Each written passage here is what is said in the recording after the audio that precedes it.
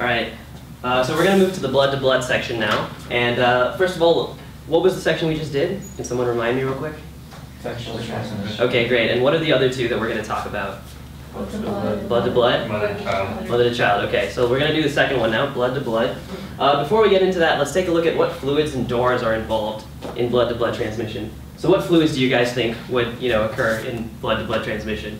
Blood. Great. Awesome. Yeah, it's blood. And what about the doors? What doors do you think are active in blood-to-blood transmission? Open wounds. Yeah, so blood-to-blood transmission is pretty much when the blood of an HIV positive person goes into the open wound of someone else. That person can be HIV positive or negative, right? And when that happens, HIV can be transmitted. And even if you're an HIV positive, if someone is an HIV positive person and someone's blood gets into them, they can develop kind of another strain of HIV or a stronger strain in a sense. So now that we've looked at that, let's take a look at the three major ways that blood-to-blood transmission occurs. The first one is injecting drug users. So go ahead and repeat that after me. Injecting drug users. Injecting drug users. Okay, let's do that a little bit louder. Injecting drug users. Injecting drug users. Okay, great. Does anyone know what that might be? I don't mean to cut you off, but I was just curious, is when we say injecting drug users as a general scope, will people know what, because I feel like if you would teach it in American school, most people would know. Yeah. I don't know how drug use is in India. Yeah, that's a good question. So from what I found is they usually won't know, but Okay. it's sometimes you'll have someone who knows one of them or something like that. So it's just a way to keep the class engaged. But usually most people will just be quiet for most of it. Yeah. Cool. So you can mock that if you want to here. So injecting drug users. What we mean by that is people who use needles to inject things into them. And then specifically here what we're talking about is sharing those objects. So let's say I was to inject myself, inject something and get the blood into this needle, and then I give it over to my friend here and he takes it and just puts it in. What happens there? Do we have a fluid there? Do we have blood? Right, yes, because it was in the needle. Do we have the door as an open wound?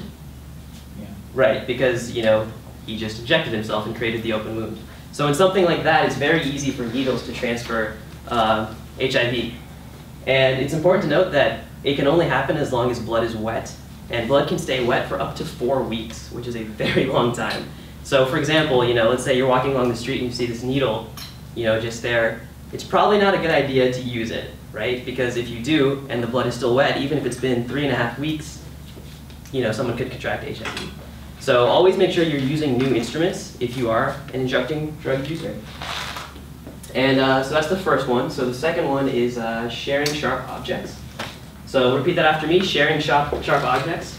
Sharing sharp objects. Okay, great. That didn't fast. So what we mean by that specifically is sharing objects such as like razors, for example. Things that are sharp that can, say, cut someone and have blood and it can be used by someone else. So let's say again that I'm shaving in the morning. Let's say I'm an HIV positive person and I'm shaving and I cut myself, right? Blood gets onto my razor and I put it down, or my friend picks it up here, doesn't wash it at all and just starts shaving. That person cuts themselves. Can we have blood-to-blood transmission here? Exactly. We have blood. We have the open wound. It's a very easy way to pass along HIV in that way. So again, the key here is to wash your instrument, right? If you have a razor, just wash it.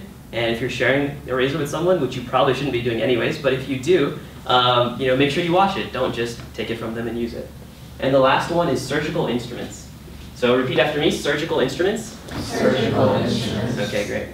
So this is the most rare of the three forms, and the IDs is actually the most common one. So it's kind of an order in here. Surgical instruments, it's really rare because what that means, first of all, is when hospitals, let's say they operate on someone who's HIV positive and then they forget to wash, the instruments, and then they operate on someone else, their blood goes into this new patient's system, blood-to-blood transmission can occur there.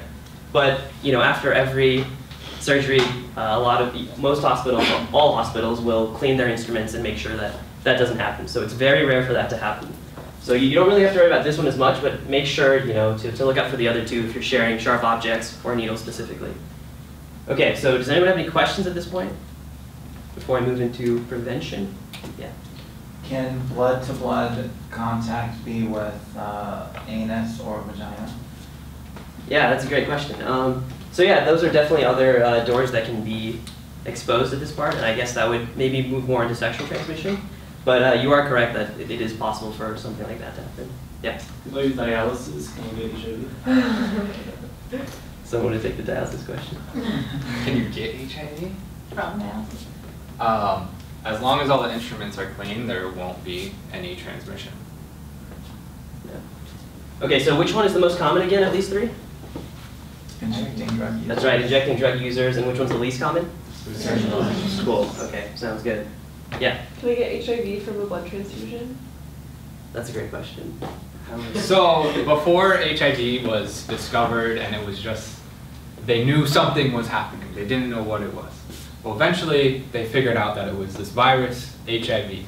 Once they figured that out, they realized, oh, if we're taking blood from someone with HIV, we're taking that HIV blood and we're giving it to someone else. So once they discovered HIV, they made sure when they take blood from someone, when someone goes to donate blood, they test that blood for HIV now.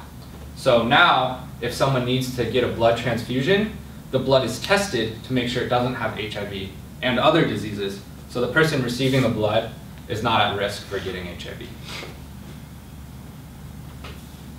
All right, if there are no more questions, we're going to move into the prevention side of blood-to-blood transmission. All right, so there's a few ways that we can prevent blood-to-blood transmission from happening. And they all have to do with sterilizing these objects that could be shared.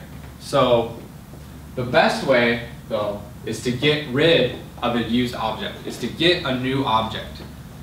If there is a sharp object or a needle that has been used and it has wet blood on it, the best way to prevent getting HIV is to get a new object. And if it's a new object, it won't have any wet blood. There's no chance and no risk of getting HIV. So the second way is to boil an object, a used object. If we boil it in water that's boiling and we put the object in, the heat from the boiling water will kill the HIV. So the HIV is no longer alive in that object. And then after it's boiled for 30 minutes, that object can be safe to be used. Another way is to wash an object. Oh, we're gonna go with heat. Okay, heat it over an open flame until it gets red hot. So a needle or a knife or razor blade, they're metal, and we can heat it over an open flame until it gets red hot, and that heat will also kill the HIV. So there'll be no risk of getting HIV from that object after it's heated. And finally, we can wash an object with soap and water or with bleach. And doing that can also kill HIV. The soap and water can kill HIV, and the bleach will also kill HIV, and the object will be safe, and there'll be no risk for HIV transmission. So, what is the best way to prevent blood-to-blood transmission? Get a new one, right. Getting a new object, and there'll be no risk for HIV transmission. And what are the other ways? Boil it, Boil, heat it, heat, and wash. wash. All right, good. Yes? If you had blood of an item that dried and then it was re-wet, could that transmit HIV? I don't think so. No. No. No, yeah, so if an item is re-wet such that it is washed, typically then the blood is washed off of the item. Blood, like it's difficult for blood to go from being coagulated and dried to then being re-wet, right? So like, yeah, if it's dried on an object, then, I mean, you don't want to use a bloody dried object anyways, I would assume. So that's what you can tell people.